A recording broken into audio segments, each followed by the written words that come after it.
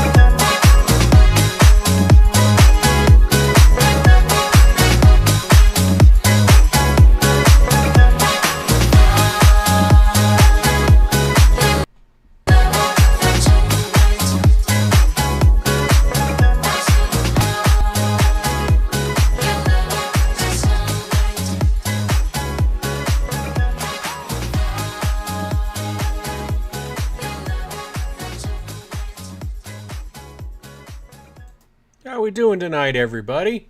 Happy Canada Day. It's Cam K here on G-Force TV with ONTrack Weekly. Well, thank Connor Ellis for that new intro. For today, well, we made it through another week of disappointment when it comes to the weather in Ontario. Really bummed. I was supposed to be out at Peterborough Speedway this past weekend. Unfortunately, cancellation there, cancellation out at Sunset. However, races were completed out at Full Throttle Motor Speedway, out at Delaware, Oshwegan Speedway. Flamborough got their races, Full Throttle got their races, Sauble got their races, and it was looking iffy for a lot of the weekend, but very nice to see that we did get some racing, a majority of it in. Just a couple of tracks that were not able. Grand Bend was actually off this weekend, so they weren't going to have any racing anyways. But we're repping today because a brand new winner in the Ontario Sportsman Series, 14-year-old Ollie Ferguson, held off Corey McAllister and really didn't need to hold him off, actually. He kind of drove away for his first career victory.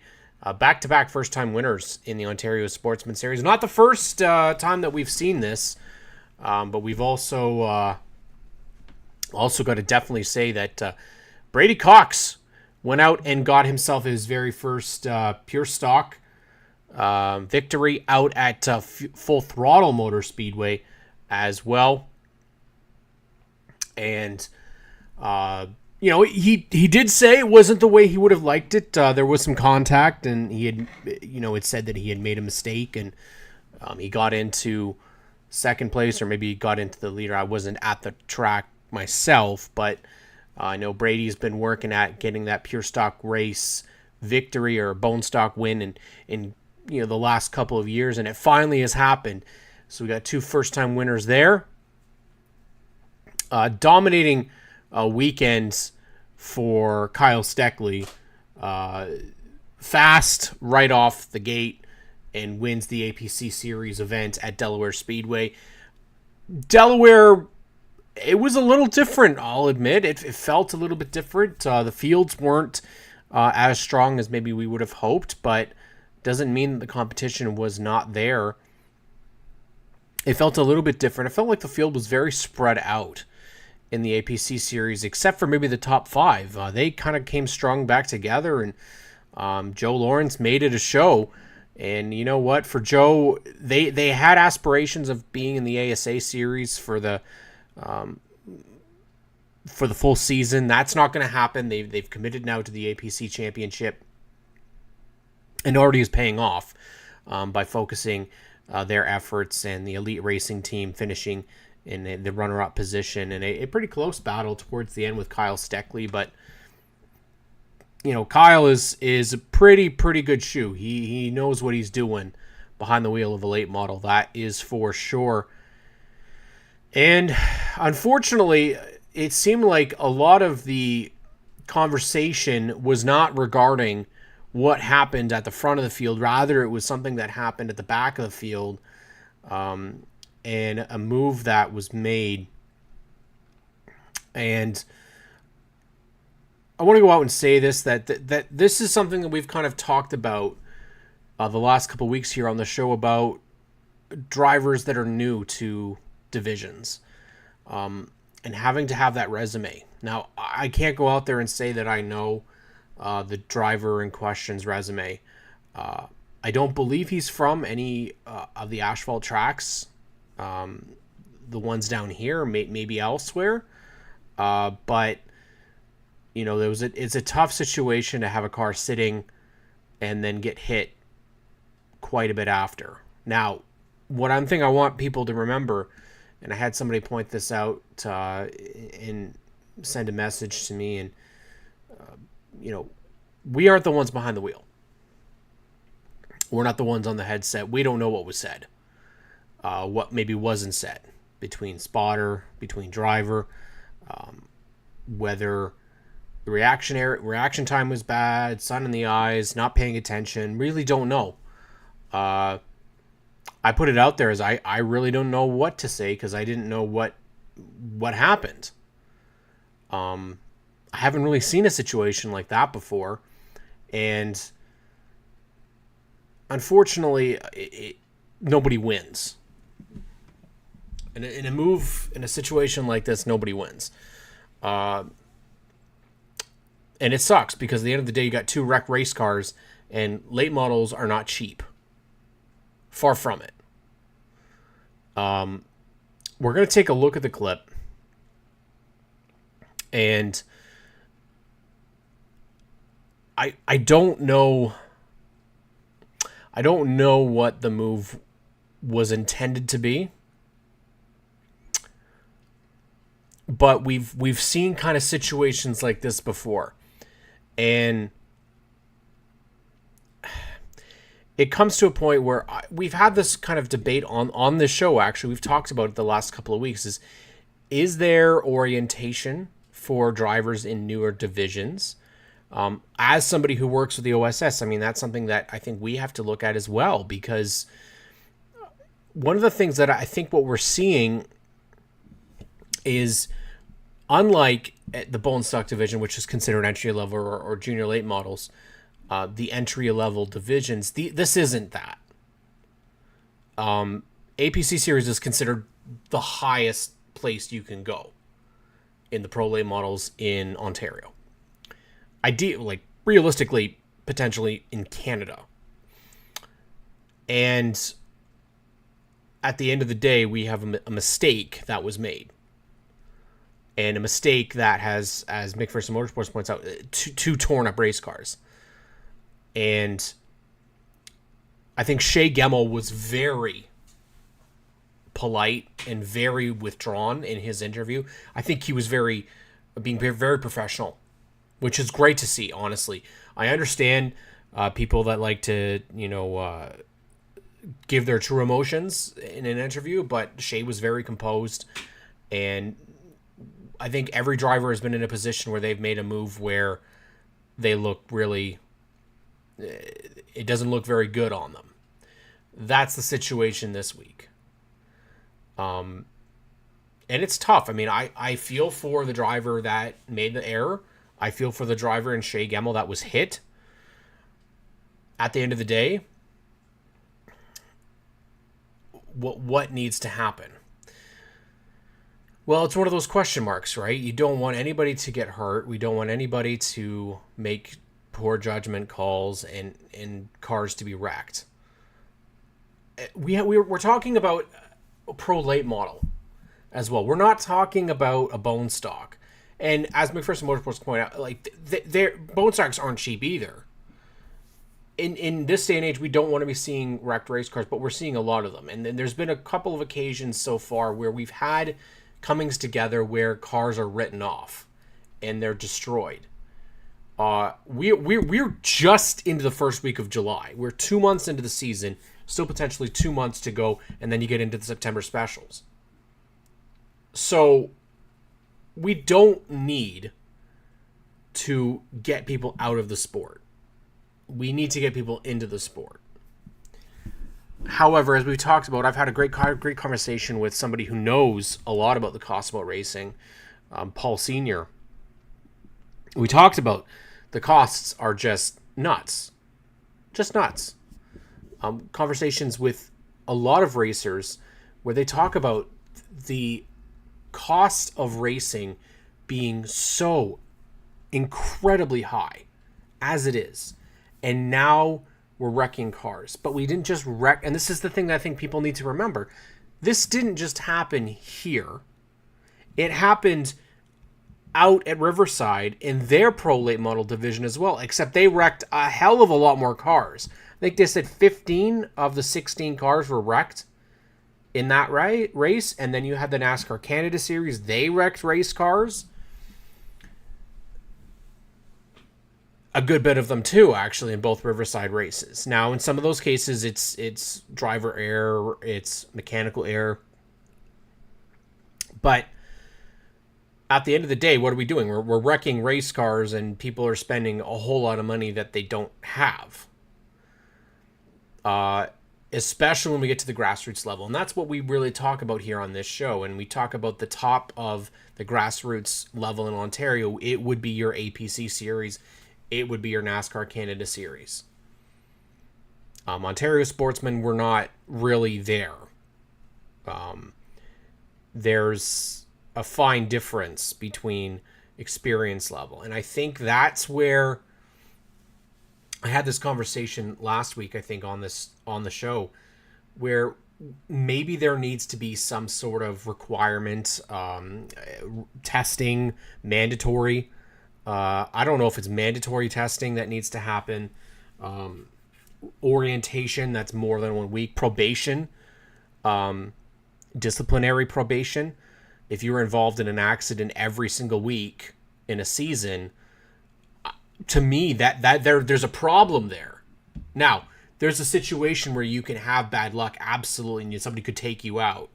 But if you're involved in singular accidents each week, or are in the way, that's another very important piece. There needs to be some situation.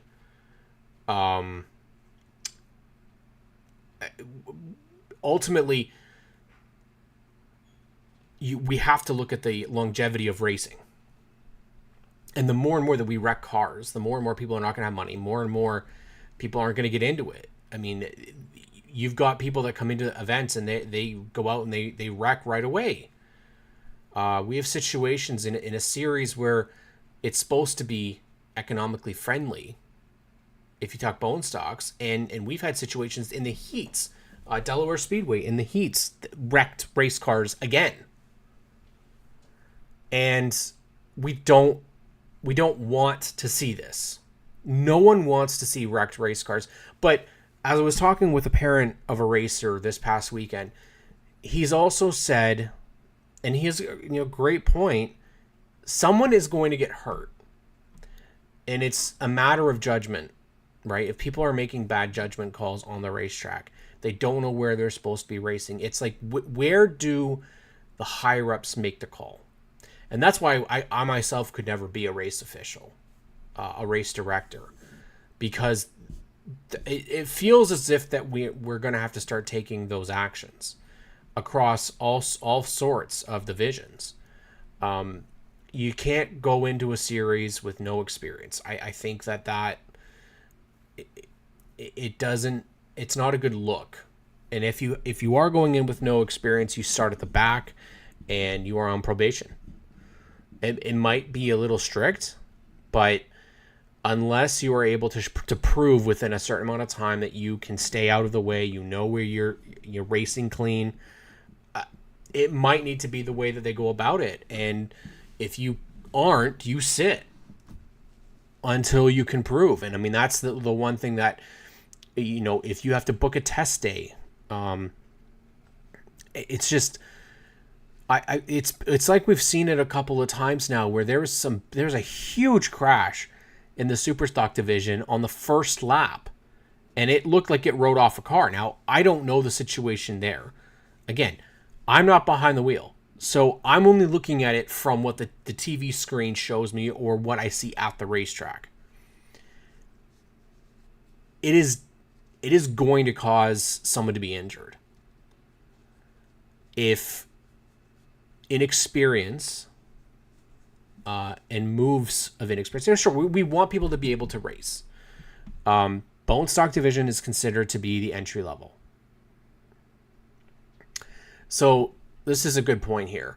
Rookies / inexperienced racers being disrespectful by causing havoc on track needs to be corrected by the track officials and or team members teaching the racers.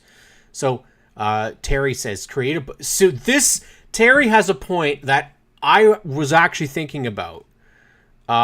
Terry has something that I really think could be beneficial. And you look at it towards the NASCAR side of things.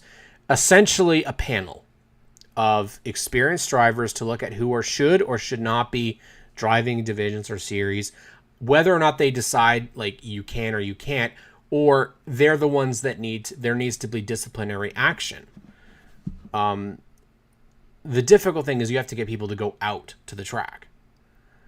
I think in a perfect example, like APC, you have racers there. You have people that have been involved in motorsports for years. They would know. But I definitely think that if you look at it, what is it? NASCAR has a disciplinary panel with like Max Pappas and I think Bill Lester was on it at one point, and it's the same with Formula One. Like they have a disciplinary committee that is not the officials. It's an outside source, an outside party. You want to encourage people to race. We want people to be out there, but we want it to be safe, and we want it to not be causing so much damage. I mean, accidents are supposed to be that. They're supposed to be accident. If it's consistently happening, to me, just like in any sort of performance review, if you are not up to the standard, you are put on a probation, and if that does not work, you would be therefore told we don't feel comfortable having you on the track. You know, and it sucks because we're not in a position to turn cars away in racing, like in any division, at any track.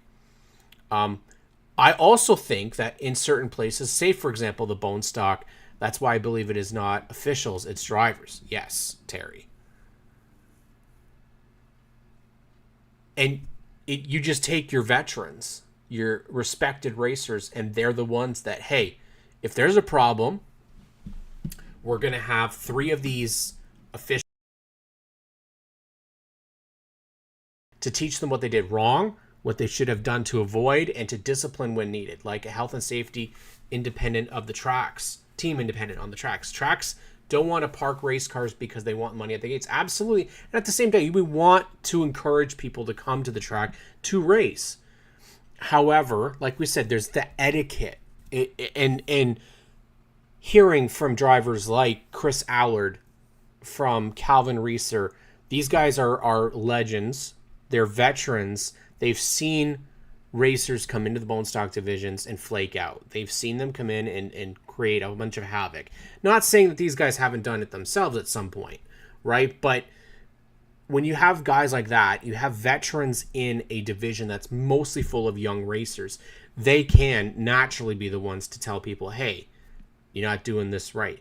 But if people aren't doing that, then there needs to be like an official group of mentorship or leaders that are, hey, we're going to speak to these people and you need to do this, this, and this. Because at the end of the day, as you said, drivers need to be listening to the other drivers.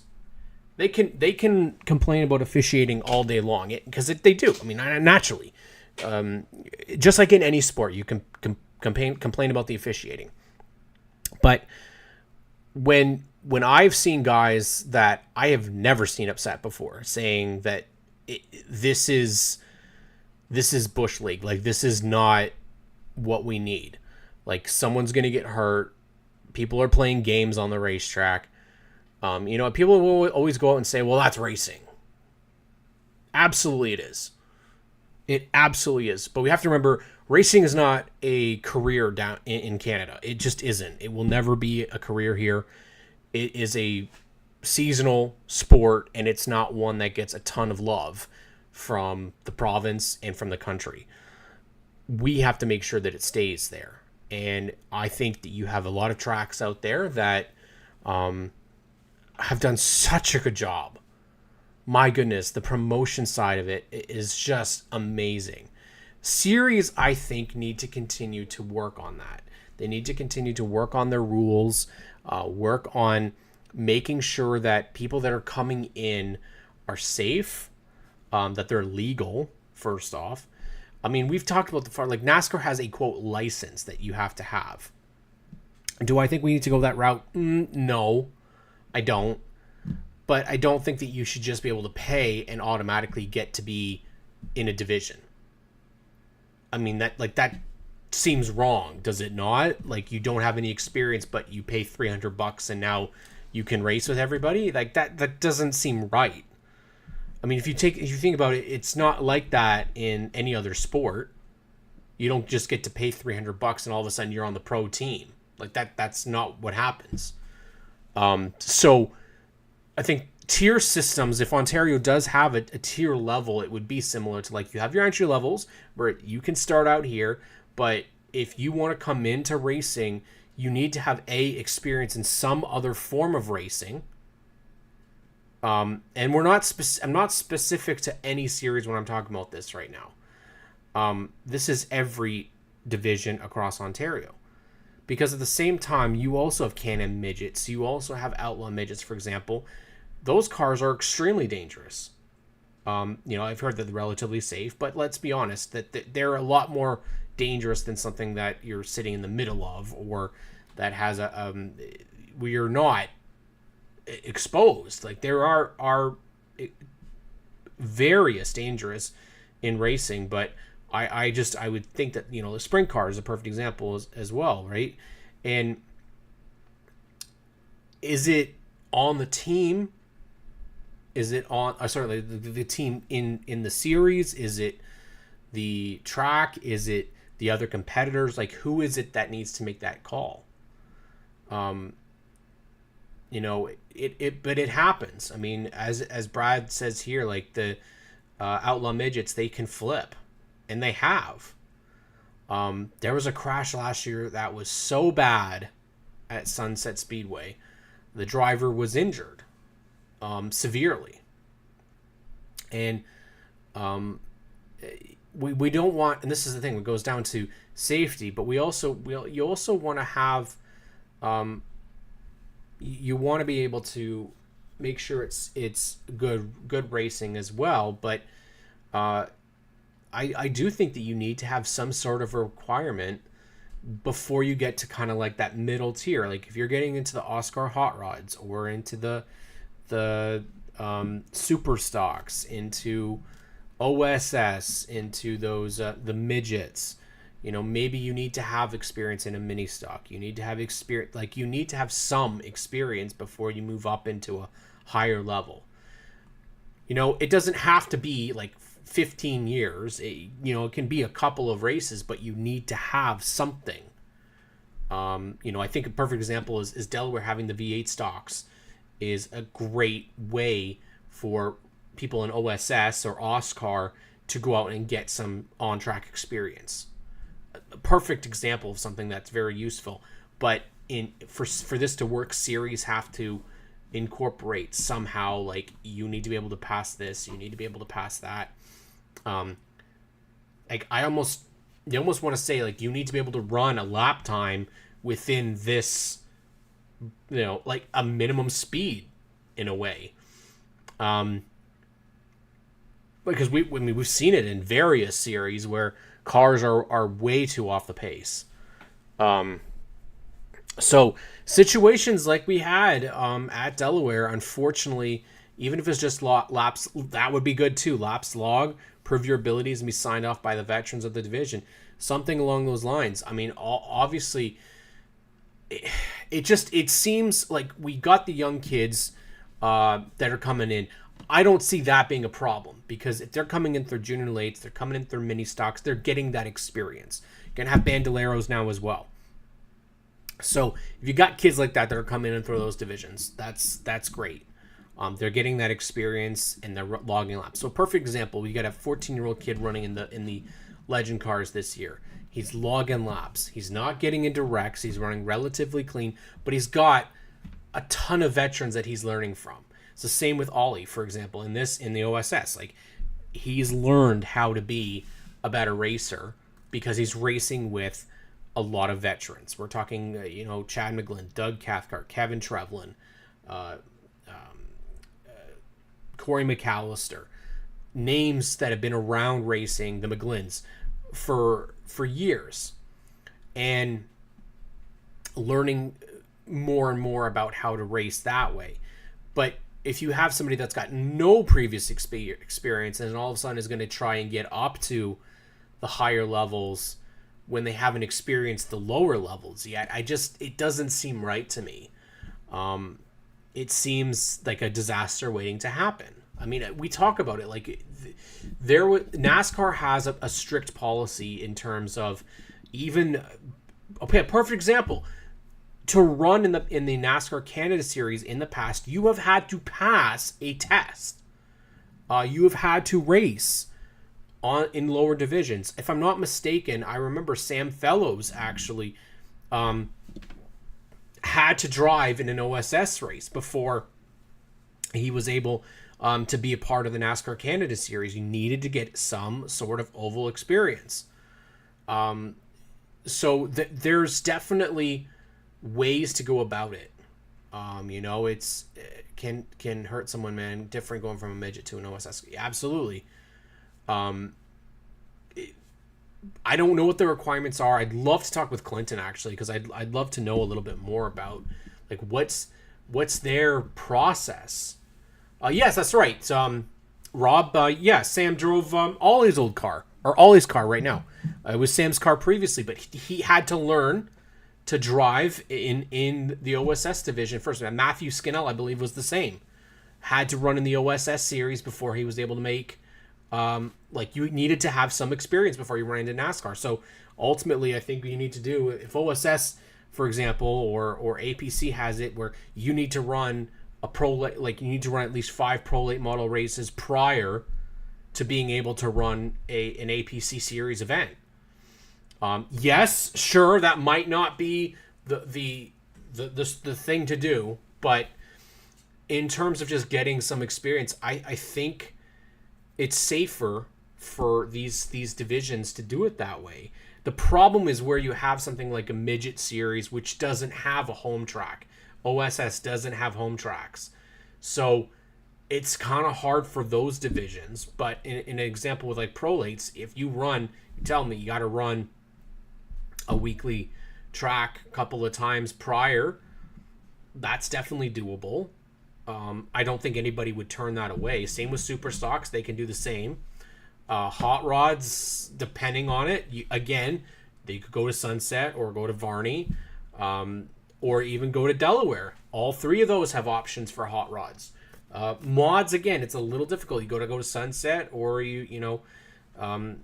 but I think there's definitely a way to do it. One of the advantages to having spotters is what the driver can learn and know where to get out of the way. And I've seen this as well, Terry, that some divisions, these guys may not have a spotter, or they get somebody new all the time. And that can be very, very difficult because you're not learning from the same person each and every week.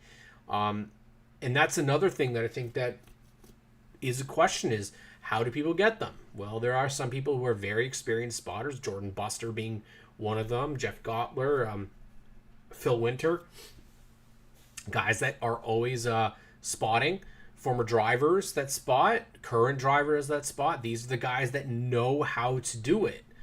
Perfect example is getting Connor James. He was spotting for Kevin Trevlin this past weekend. He's somebody that has raced for years. He knows what the driver needs to do.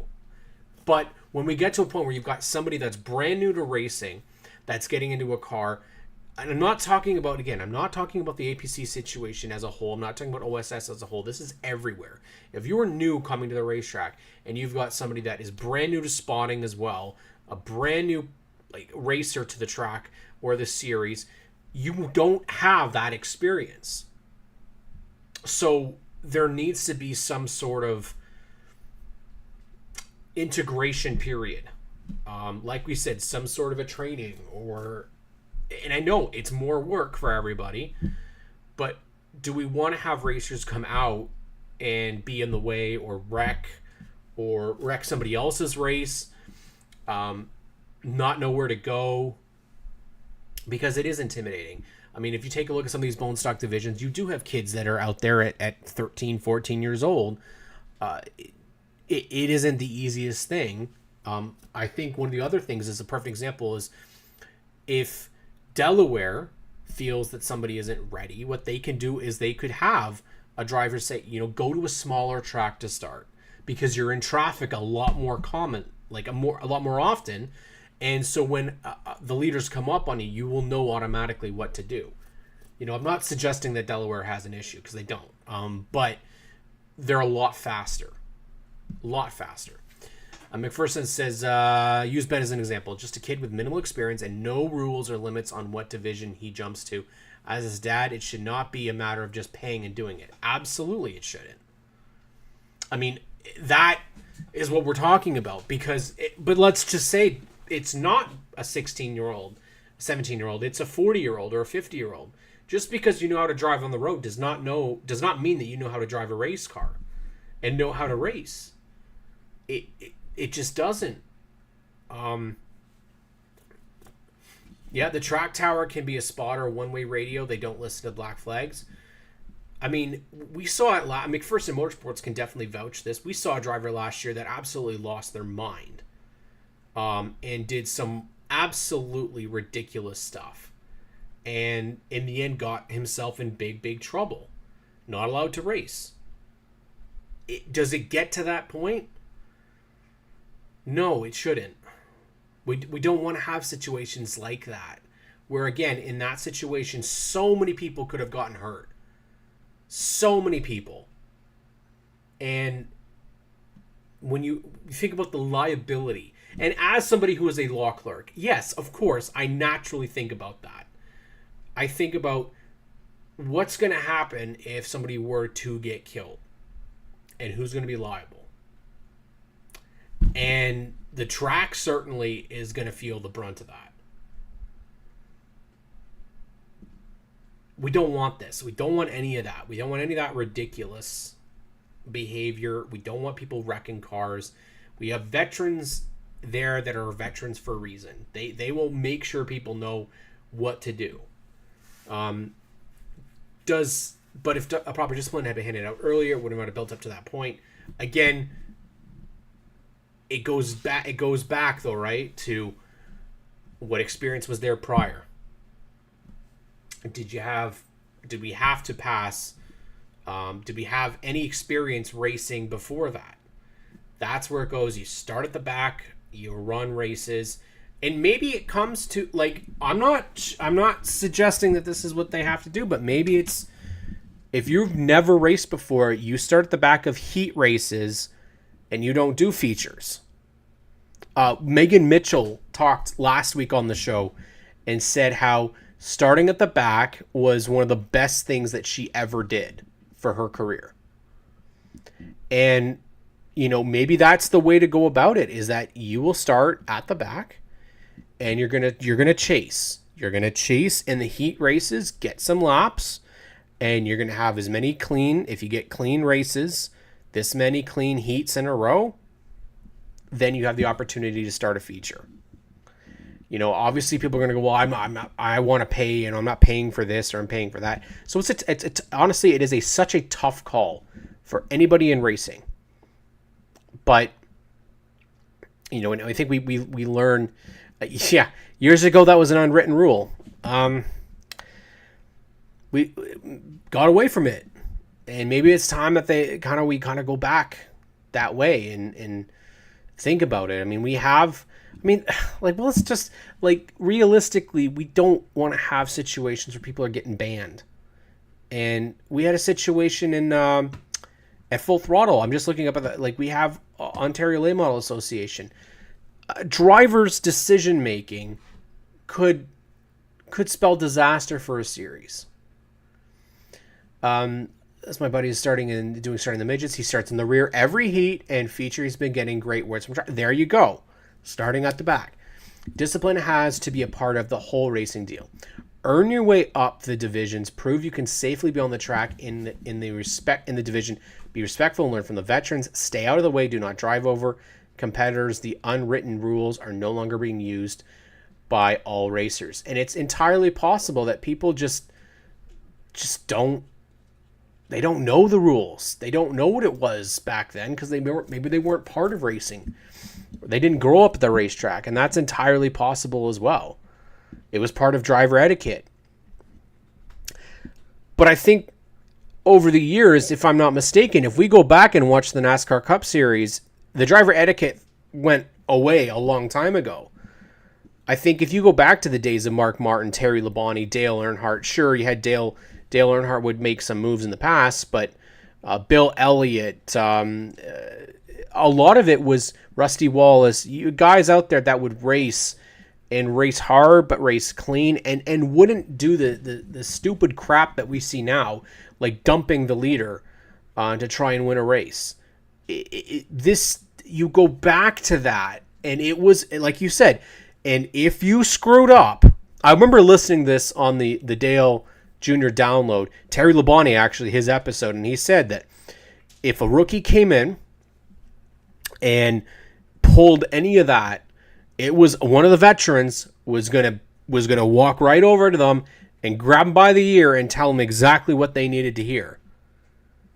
And maybe that hasn't been done. Maybe we've seen so many young guns come in, but it needs to be a common theme now. Like, it needs to be, and in every division, and you need to have veterans everywhere. And I think what's great is, perfect example, Chase Stevenson. Chase Stevenson had only raced once in Sunset Speedway and wasn't that comfortable. But he had Keegan Moat help him and make him comfortable. A veteran who's on his last year of the junior lates helping a young kid. That's what you want to see. What do we see here? Rob says, all he had to show in practice that he could drive his car. At his first race, Paul from Varney, okay, I love this, put him on the track by himself immediately when we got there. We had Kevin Gallant in our pit and his wife spotting Kira, spots for Kevin. So you have an experienced spotter. Ollie stayed out of the way on the bottom and listened and learned when everyone was comfortable, he started racing. When everyone was comfortable, he started racing a little. Lap cars need to learn first and foremost to stay down and not race each other in front of the leaders. Spotters should almost be trained too. Don't listen, you get a black flag. I agree wholeheartedly. I think that's what needs to be done. The veterans need to talk to the rookies and tell them what they're right and what they're doing wrong.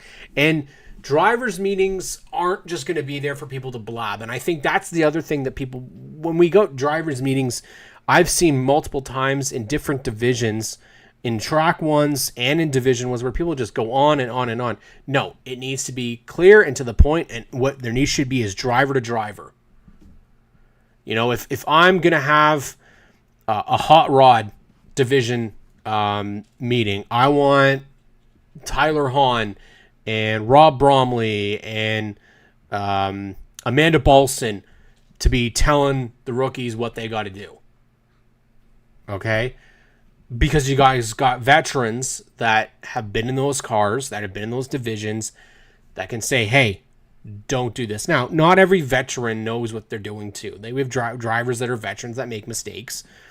But I like Rob's point about the spotter as well. Spotting is an art. As much as people might not agree with that statement, it is. You can't take somebody who spots in iRacing and say that's the same thing, because it's not. You've got to get real world experience. And we've got some spotters in Ontario that could seriously teach a ton of people how to do spotting. Jeff Gottler, for a perfect example. Jordan Buster. are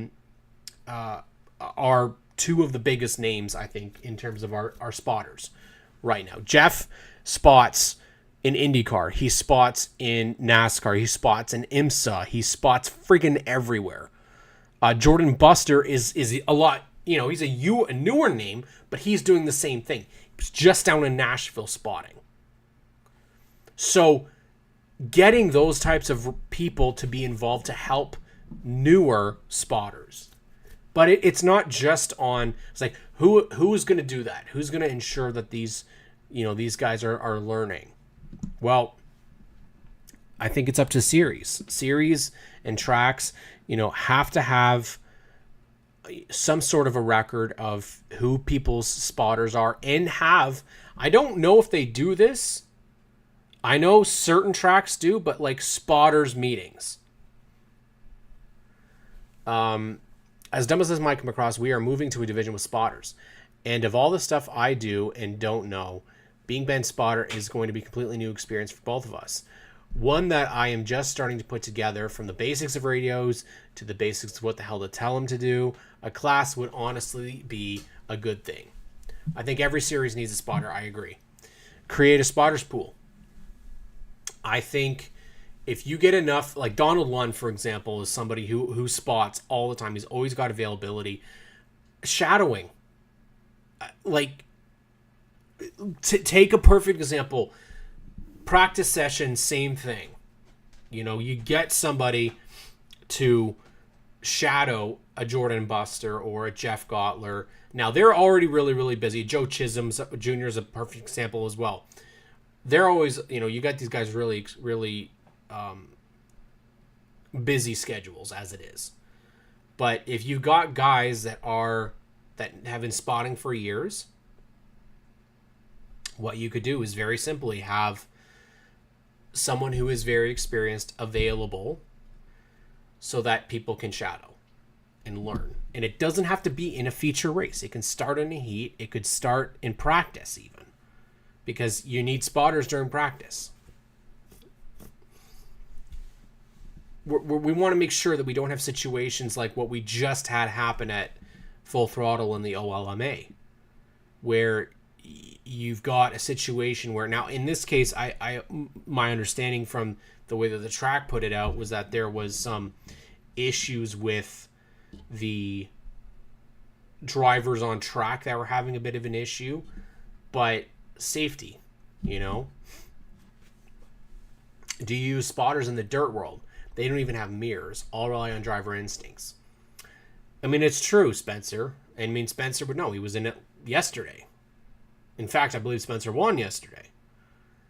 That's absolutely true. Why is it that they can do a mini stock race with 30 odd mini stocks at the Big O and they don't have spotters? Now, they've had some issues with cars getting wrecked too, but he's right. I think it comes down to the experience level. You can't teach driver instincts. You can't teach using your peripherals. Ollie Ferguson chatted with me the other day and said that when he's gotten to learn about the sound and being able to hear when drivers are beside him and using that.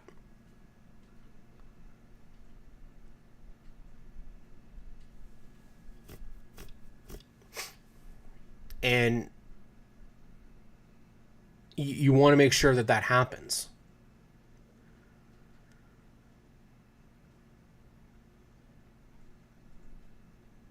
I'm very interested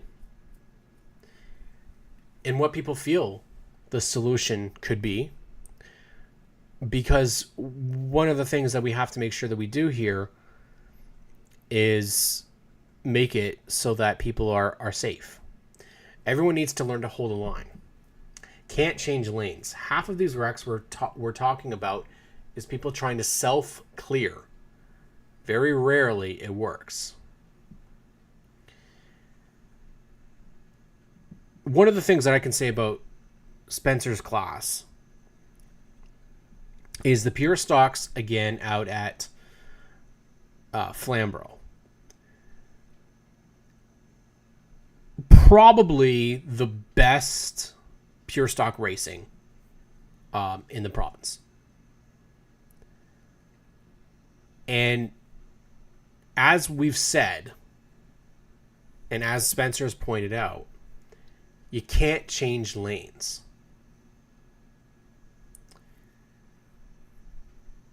So it's Jason Wilds that taught him to listen to the sounds and the tones around you, and it made him very aware. Yes, I mean, you have to be on full alert. And I think, again, what people are doing is they're looking all about what's in front of them and not what's behind and beside. I've seen it quite a bit with lap cars not running where they should. And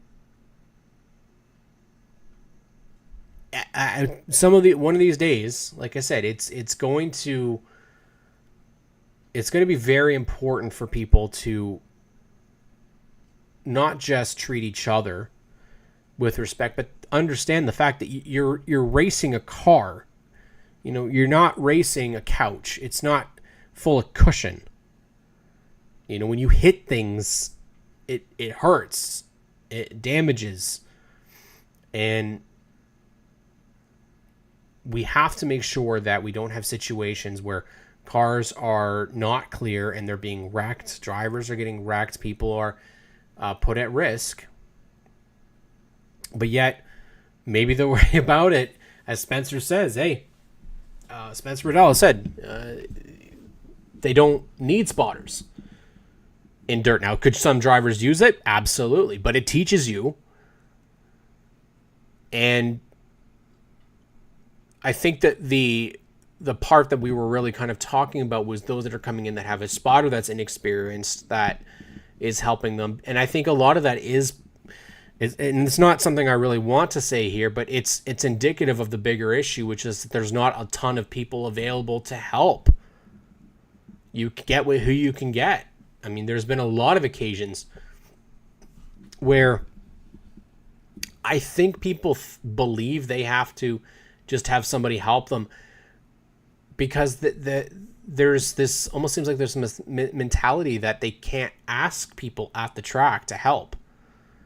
If you need a spotter, I think that that's something that, hey, if you're on at the racetrack that day, if there's like a perfect example, Sunset's got that board that you have the heats on. If you have people that are available that are there that can spot in a pinch, you have on call basically of people that are there.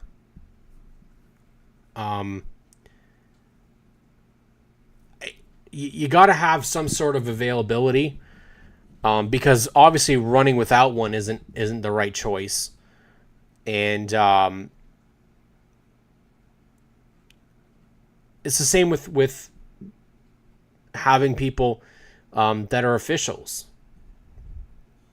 You know, officials should have and know. Yeah, perfect example. Trevelyan says that he's always in need, and if all of a sudden you go to a racetrack that week and you've got several different divisions and like it's different for myself because I go and because I know a lot of divisions, know a lot of racers. I mean, Kev's had Connor James, he's had Phil Winter spot for him. I'm pretty sure Kev has raced with no spotter before, and you basically can ask around in many of these divisions, and drivers and crews will help. A lot of them, they're already in there. They're already there. They're just going to watch. So if they can go and help, why not?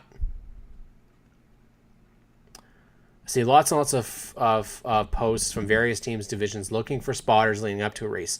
It seems like top teams always have needs for spotters every now and then.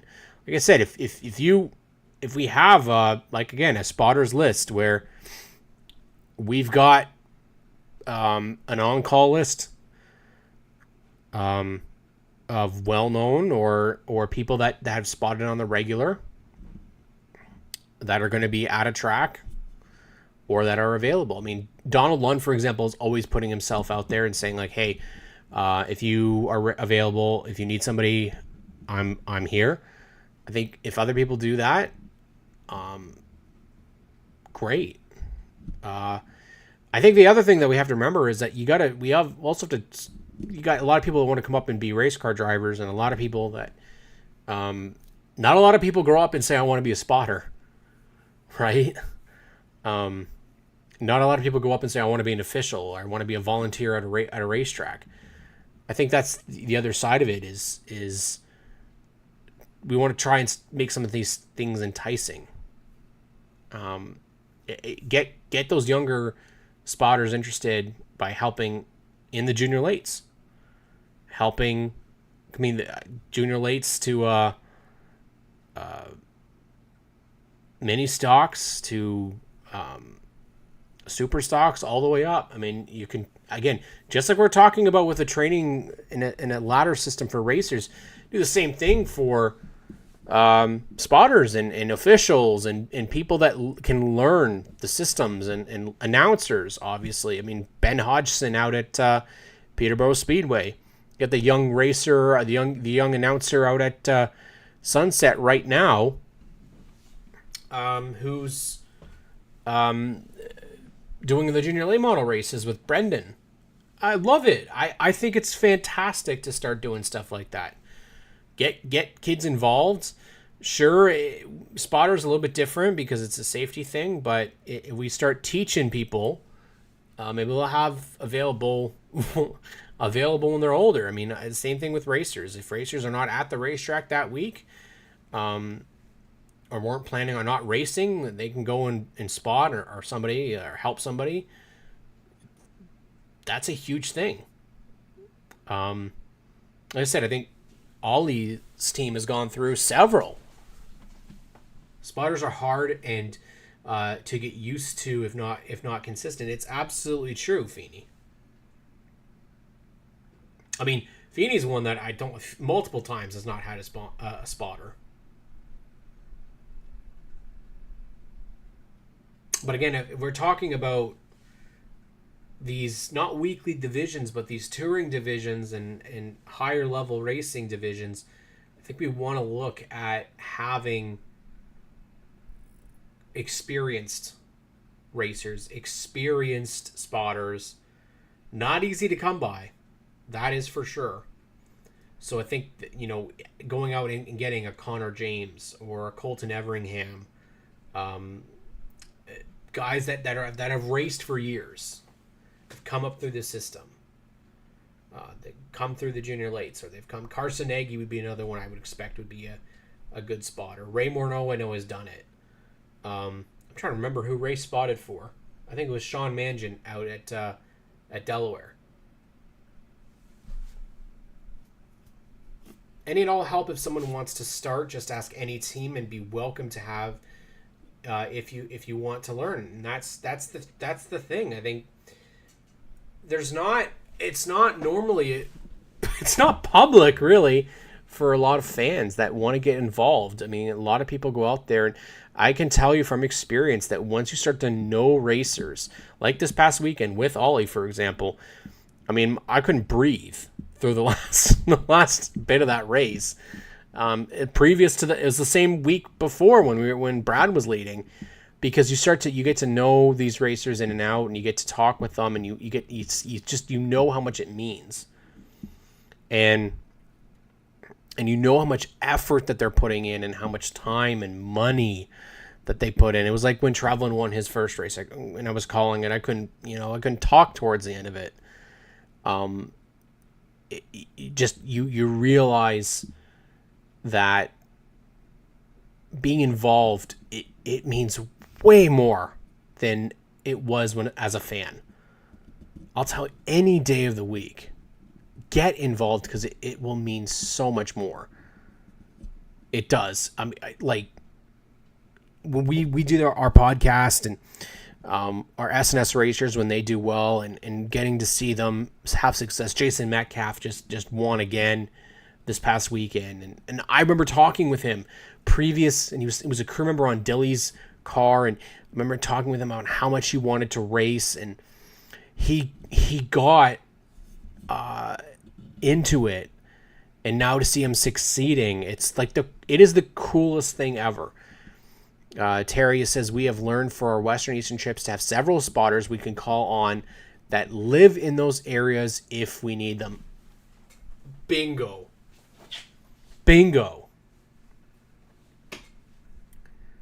Absolutely 1,000% agree with that. Now, would I spot for somebody if they were in a real big pinch? With my anxiety, I probably couldn't do it. It'd probably be a little too much for me. But I sure as hell would try and help them find somebody that can. Now, before we wrap up the show tonight, because we've talked about a lot of the stuff, becoming invested with a racer or division or with several racers changes the entire experience and enjoyment of the races. I'm telling you, seriously, you learn so much more about racers. You learn the personalities. You learn so much about how much goes into this. And you gain a whole other level of respect. I quite routinely get to hear a lot about racer frustrations. At OSS, for some reason, racers like to come to me and complain about the stuff that didn't go well. I don't hate that. I feel it's important. People need to be able to, vent.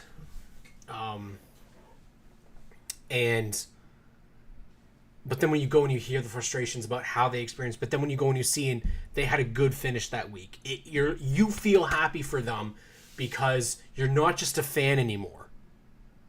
You're a fan that's invested, that knows the racer behind it. So when you go and you start to learn the teams, Connor Ellis is a perfect example. I know things haven't gone well for them this year, but when I get to see Connor have a good run, it's a great feeling. And again, never knew these. I didn't know a single racer at all prior to 2020. We started this podcast, our Stickers and Scuffs podcast, back in October of 2020. It didn't meet any racers until August of 2021. It's only been a short bit of time, but the respect level that I have for some of these racers and then the things that you learn about them, it goes through the roof, and then you start to pick up on all of their stories and all of their history. It means so much more. Getting to talk about this in a platform like ONTrack Weekly is an honor and a privilege. But I don't want racing to have a black spot on it. I don't want people to go, oh, that's the place where this person did this, and this, and it was shut down and it ended. And we don't need any more closures. We don't need anything to get shut down. We want to keep going and building. And we have a great community, a fantastic community. We've got great young racers, lots of solid veterans, many stars in their prime, amazing racetracks, so much talent, so much personality. It is the coolest thing about being a part of G-Force TV, being able to see this and being able to chat with you each and every week. We're going to go for this week. We'll be back next week. ONTrack Weekly is here. Make sure you guys go out to Delaware Speedway this past weekend. I definitely want you to check out the Legend Series. Hopefully they'll get a couple more entries in there. That's supposed to be a big deal. OMRS out at Peterborough Speedway. Ontario's Super Late's out at Sawbull. The K9 Midgets are at Sunset. You got weekly racing across the board. Weeks off for APC, NASCAR Canada, Ontario Sportsman, Ontario Legends are, I believe, Ontario Legends are off as well. Then you got Great Lakes Legends are also off as well, but Ontario Pro Challenge up at Sauble. OLMA is back out at full throttle. Grand Bend is back with the Southern Ontario Modified Association. Make sure you guys go out to the racetrack. Hopefully Mother Nature can stop being a you-know-what and will let us race. You got Bill Daniels out in the number 21 in the Legend Series. Kenny McNichol is supposed to be out there in the number 14. As of who else, no idea right now who else is going to be a part of that deal. But that's it for ONTrack Weekly. Make sure you guys give us a thumbs up here at GeForce TV. Really appreciate it. Love every single one of you in the community. Thank you for being a part of the discussion. Make sure you tune in tomorrow, GeForce TV, of course, with Adam Ross, Clinton Jeffrey at Race Rivals Race Chat, Oshweek Speedway Racing, live this Friday, only here on GeForce TV. I love you guys. Have yourselves a great week, and we'll talk to you all real soon.